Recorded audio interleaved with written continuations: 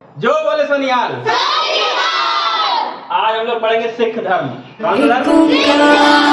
सिख धर्म में टोटल मिलाकर 10 गुरु हुए। कितने गुरु हुए? 10। सिख धर्म के कुल मिलाकर 10 गुरु थे।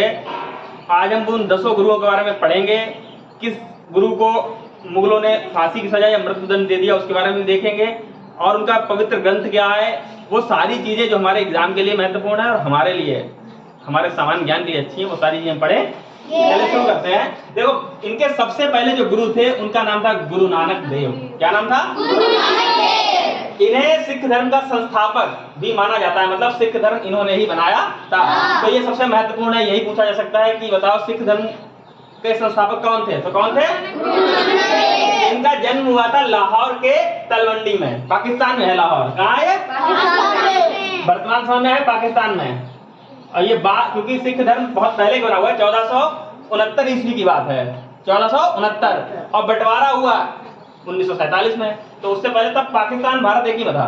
ठीक, तब इनका पाकिस्तान के लाहौर में जन्म हुआ। लाहौर में एक जगह है तलवंडी। क्या नाम है? तलवंडी। वर्तमान में उसका नाम है ननकाना साहिब। ननकाना साहिब ये बहुत प्रसिद्ध गुरुद्वारा है। इसमें 3 गुरुद्वारे ऐसे होंगे जो सबसे प्रसिद्ध हैं।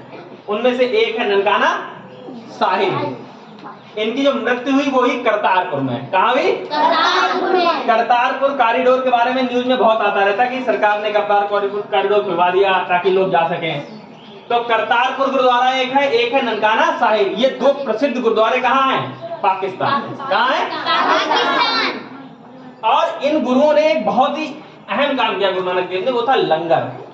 आप किसी गुरुद्वारे में जाएंगे, बड़े गुरुद्वारे में, उसमें लंगर होता है। लंगर मतलब मुफ्त में वहां लंगर चलता रहता, मुफ्त में भोजन हमेशा चलता रहता, 12 महीने।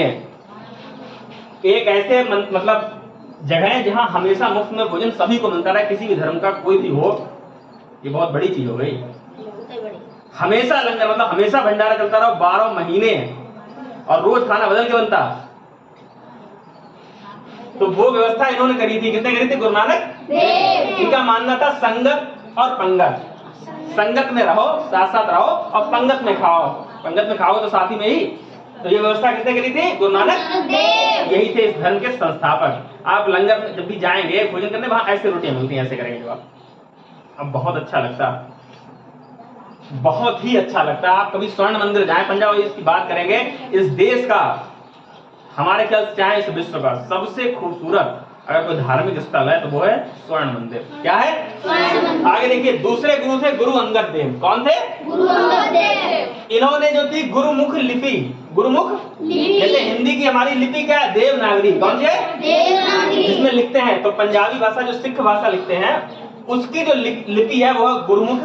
अब वो किसने बनाई है? गुरु अंगद देव। तो ये दूसरे गुरु थे। इनकी विशेषता ये है। और इन्होंने क्या किया? लंगर जो व्यवस्था थी उसे स्थायी कर दिया, कि मतलब फिर हमेशा चलेगी, हमेशा चलती रहेगी। पहले इन्होंने स्टार्ट किया, इन्होंने हमेशा के लिए कर दिया, हमेशा रहेगा। ये दूसरी बात हो गई। तीसरे गुरु थे गुरु अमरदास। क्या नाम थे? गुरु अमरदास। इनकी पुत्री थी बीबी मानी। बीबी मानी। इनको अकबर ने, मुगल बादशाह थे अकबर, उन्होंने क्या किया? इन्हें 500 बीघा जमीन जो थी वो दान में 500 बीघा जमीन दी थी। अब ये 500 बीघा जमीन इन्हें दी, तो इनके एक शिष्य थे, वो इनके बाद में दामाद हो गए। उनका नाम था गुरु रामदास। क्या नाम था? गुरु रामदास। गुरु रामदास का विवाह हो गया बीबी मानी के साथ, इनकी पुत्री के साथ। और इन्होंने क्या किया?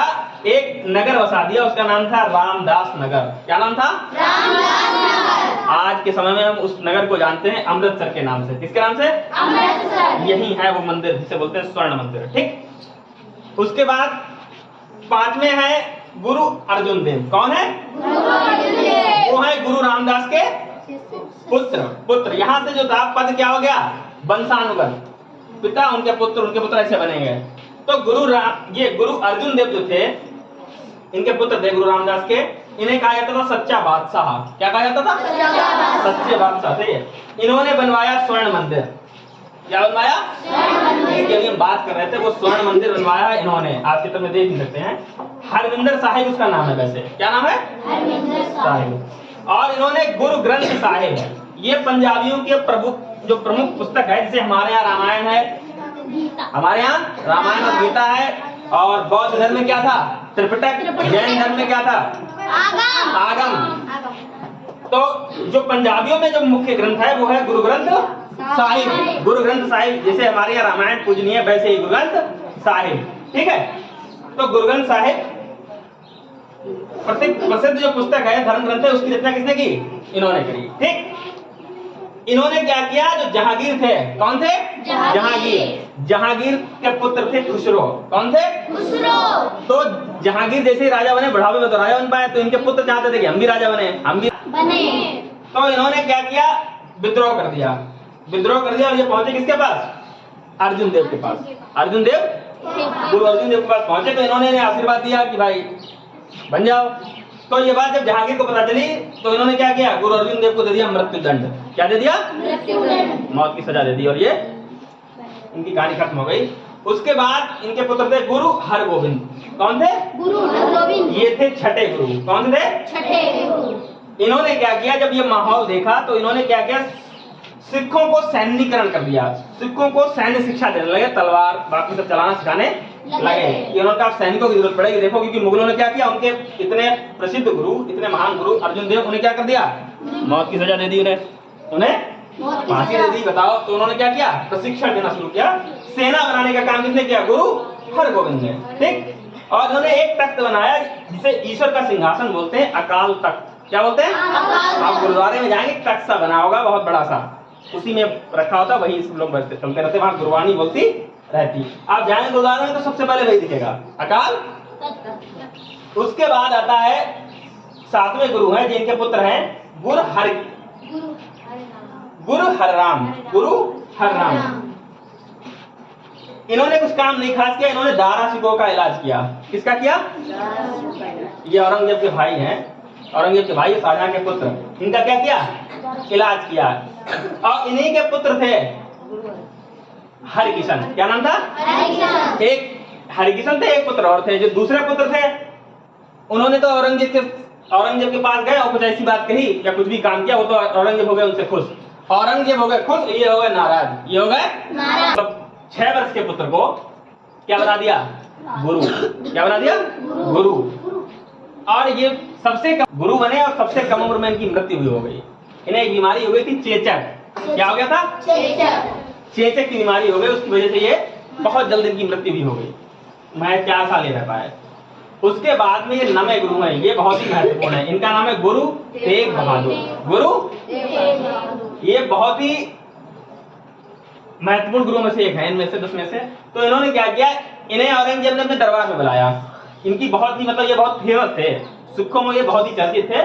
तो उस समय औरंगजेब ने क्या किया, इन्हें बुलाया अपने यहाँ दरबार में कि इन्हें बुला के लाओ, इन्हें बुला के लाओ, और इनसे कहा कि इस्लाम धर्म अपनाओ। तुम कौन सा धर्म अपनाओ? इस्लाम। और ये प्रचार कर रहे थे काहे का? सिख धर्म का। तो उनका ना इस्लाम धर्म को अपनाओ, तो उन्होंने कहा इस्लाम धर्म नहीं अपनाएगा। अच्छा, तो उन्होंने क्या दे दिया, इन्हें मृत्यु दंड। उन्होंने कहा या तो इस्लाम धर्म अपनाओ या मृत्यु दंड, दो में से क्या अपनाओगे? तो उन्होंने कहा ठीक है भाई, मृत्यु दंड अपना लेंगे, लेकिन इस्लाम धर्म को हम कबूल नहीं करेंगे। और उन्होंने अपने प्राणों की आहुति दे दी। और इसके बाद जो अंतिम गुरु थे वो थे गुरु गोविंद सिंह। गुरु गोविंद सिंह, ये भी एग्जाम के लिए बहुत महत्वपूर्ण है, ये अंतिम गुरु भी थे। इसके बाद जो था फिर कोई गुरु नहीं बना, क्योंकि गुरु बनने में यहीं पर संघर्ष होने लगा था। तो ये इनका जन्म हुआ था पटना में। पटना कहाँ है? बिहार की राजधानी। इनका जन्म पटना में हुआ था। ये अंतिम गुरु हैं। इन्होंने क्या कहा कि अब जो है हमारे बाद कोई भी गुरु नहीं रहेगा। अब क्या होगा, जो गुरु ग्रंथ साहिब है, ये जो ग्रंथ है आज से यही गुरु का काम करेगा। अब जो गुरुद्वारे में कोई गुरु ना बैठ के गुरु ग्रंथ साहिब को ही सर्वोपरि माना जाएगा और वहीं से उसी से सब कुछ होगा। कोई गुरु नहीं और कोई शिक्षा नहीं होगी। और उन्होंने गुरु ग्रंथ साहिब को फिर से संकलित कराया, फिर से बीच में खत्म हो गया, नष्ट हो गया था कैसे भी डेटा इसका, तो इसे फिर से संकलन कराया और कहा कि अब जो है गुरु ग्रंथ साहिब ही गुरु के रूप में रहेंगे, अब कोई नया गुरु नहीं बनेगा। उन्होंने गुरु का जो पद था वो क्या कर दिया, खत्म। इसीलिए कितने रह गए गुरु? 10। इन्होंने खालसा पंथ की स्थापना करी। किसकी? 1699 ईस्वी में खालसा पंथ की स्थापना करी। और इन्होंने सिखों से 5 चीजों के लिए कहा, पंच ककार करें, पंच ककार रखें। पंच, वो 5 चीजें क्या थी वो देख लीजिए। केस, केस मतलब कड़ा, कंगा, कच्छा और कृपाण। प्रत्येक पंजाबी ये 4 चीजें जो सिख धर्म का होगा वो 4 चीजें होगी। आपने पगड़ी लगी देखी होगी, केस मतलब बड़े बड़े दाल, कड़ा होगा, कंगा होगा, कच्चा होगा, कपाण, चाकू छोटा सा। ये 5 चीजें इन्होंने रखने के लिए कहा सभी सिख धर्म से, ठीक है। तो इन्होंने जो था क्या किया, सिख धर्म के पद को क्या कर दिया, समाप्त। ये 10 के 10 गुरु थे सिख धर्म के, 10 के 10 सिख थे, सिखों के गुरु थे। अब इसमें सबसे महत्वपूर्ण हमारे लिए एग्जाम के लिए क्या है, सबसे पहले कि सिख धर्म की स्थापना किसने करी, गुरु नानक देव ने।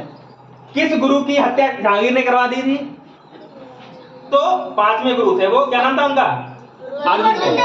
इन्होंने ही क्या किया, गुरु ग्रंथ साहिब का की रचना करी। किस गुरु ने लंगर प्रारंभ किया, लंगर गुरु नानक देव ने, ठीक। और उसके बाद में आता है किस गुरु की चेचक से मृत्यु हो गई, तो और ये सबसे कम उम्र के भी थे, ठीक। किस गुरु ने इस्लाम धर्म नहीं कबूल किया जिसकी वजह से उनकी मृत्युदंड मिला उन्हें, गुरु तेग बहादुर। और अंतिम गुरु गुरु गोविंद सिंह, ठीक। और इन्होंने खालसा पंथ की स्थापना करी। ये भी आ सकता है कि खालसा पंथ की स्थापना किसने करी। और पंच ककार सिद्धांत किसने दिया, तो वो किसने दिया, गुरु गोविंद सिंह, ठीक। और इनका ये था कि 1.25 लाख से 1 लड़ाऊं, 1.25 लाख से 1 लड़ाऊं, चिड़ियों से मैं बात चढ़ाऊं। मतलब 1.25 लाख लोगों से एक सिख लड़े और चिड़िया नहीं होती, चिड़ियों से बाज को तोड़वा दें। गुरु गोविंद सिंह नाम कहा, गुरु गोविंद सिंह नाम कहा। और इसी के साथ सिख धर्म समाप्त होता है। जो बोले सो निहाल।